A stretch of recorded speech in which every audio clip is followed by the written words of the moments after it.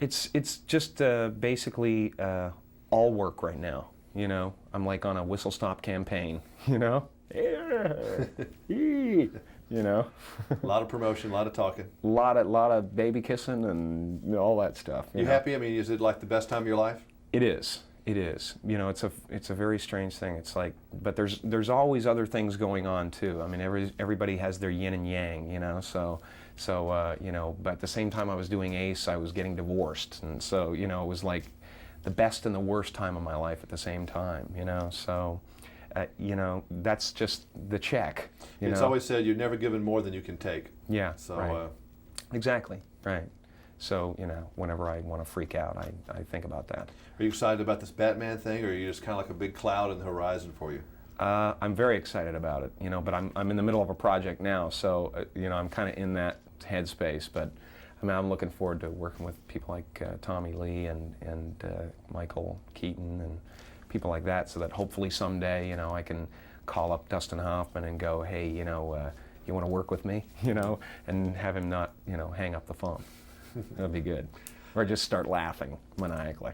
I'm sure the one thing people see when they see where does he get all that energy? So is it just natural when you were like bouncing off the wall when you were 5 years old too? Oh yeah, yeah.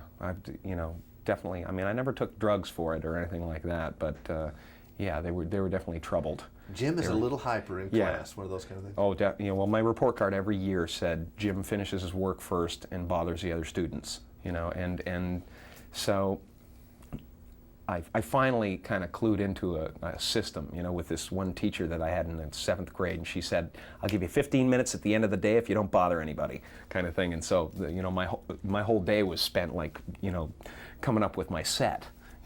So there was no question where you were going from an early age, right? It's maybe not exactly know where you were going like The Mask. I had no idea how to get there. You were going to go somewhere. And had no idea how to get there, but it's exactly what I wanted to do. Yeah. Was it a little hard as an actor to do this movie, The Mask, in that it's got so many special effects and you don't really know where these are going, or you just blind faith and do it? Well, you know, they came in with storyboards and things like that, and you know, nothing stays the same, because when you get into the physical situation, you've got limitations that you have to deal with. But it was fun. I mean, it's kind of a blast. It's like doing a movie like Harvey or something like that. I'd like you to meet my friend Harvey. You know, you really got to see this guy.